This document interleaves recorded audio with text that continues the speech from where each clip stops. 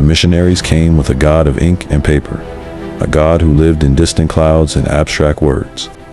They taught the scriptures as something removed from your life, a manual for a salvation far beyond this world. But Isaiah Shembe was not a missionary. He was a master translator. He took the sacred sciences of the ancient high priests, the occult anatomy once guarded in the temples of old, and he decoded it into the physical, day-to-day reality of his people. He didn't just teach religion, he taught the science of being. He showed us that the 7 seals of Revelation aren't distant, apocalyptic events. They are the 7 windows of your own anatomy. He taught us to know thyself, because when you master the temple of your body, you claim dominion over the very land you walk upon. Shembe himself was the living proof of this science. He knew the agony of displacement better than anyone. Born to a lineage of landowners in the shadow of the Drakensberg, he saw his family stripped of their ancestral soil. He was reduced to the status of a tenant laborer on the dry plains of Harrismith, working the soil of an Afrikaner farmer, a man without a home, a man who had lost everything. Yet, he did not succumb to the bitterness of the dispossessed. Instead, he utilized the science of being to rebuild from the ashes. He transformed his internal state so completely that the external world had no choice but to shift. He rose from the fields of a tenant to the architect of a holy city. He purchased the land where Ubuqotho stands today, navigating a system designed to ensure such a thing was virtually impossible for a black man. At the very moment the 1913 Land Act sought to seal the gates of inheritance, he proved that a man who has mastered his internal kingdom cannot be bound by the restrictive seals of worldly legislation. The 7 seals or chakras are your 7 senses. To the high priests, these were gateways to power. To Shembe's people, these were the tools for restoration.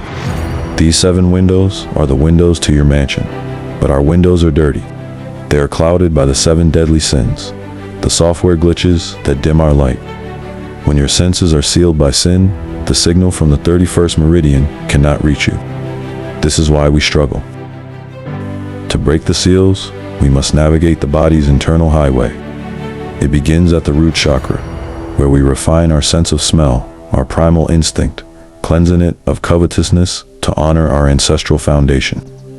Moving to the sacral center, we refine the sense of taste, washing it of lust during our gatherings to ensure we are discerning holiness. At the solar plexus, we refine our sight. When we fast and observe the law, we burn off gluttony, allowing our inner vision to clear. Then, we reach the heart, where we refine our sense of feeling, clearing away the sloth that keeps us from active, vibrant love.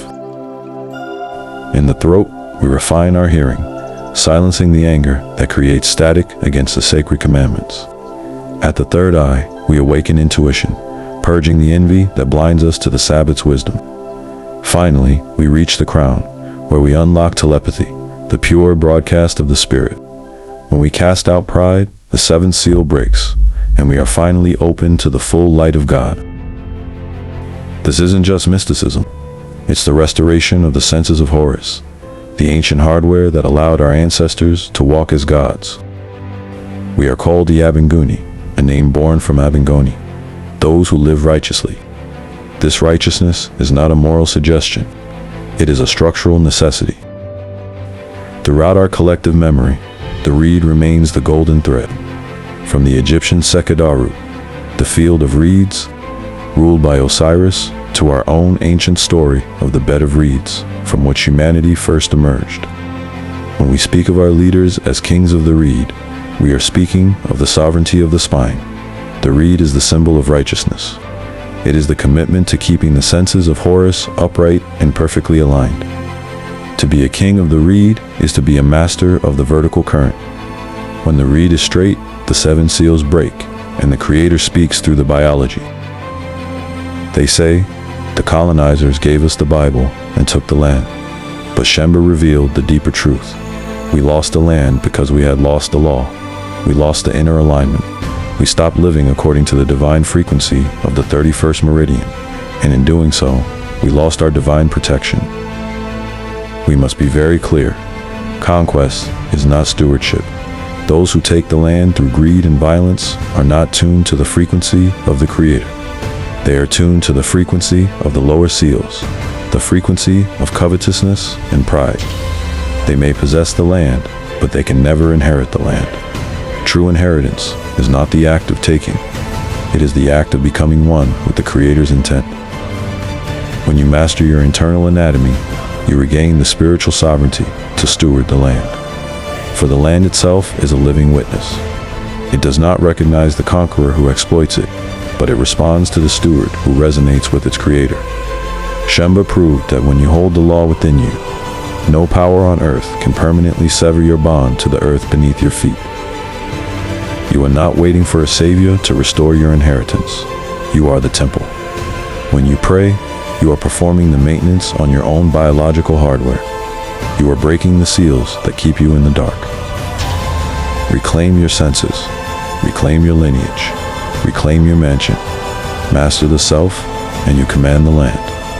The seventh seal is broken, and the grid is open. But if the body is the individual antenna, what is the massive broadcasting station it is plugging into? Now that we understand the anatomy of the man, we must understand the architecture of the earth. In our next chapter, The Grid of the Gods, we strip away the veil from the 31st meridian to reveal the planetary ley lines that connect our holy sites to the stars. We have mastered the temple. Now, it is time to map the grid. The current is flowing. Are you ready to plug in? I am the biological altar, and this concludes our Sacred Oil series. Please like, subscribe, and share with those ready to awaken.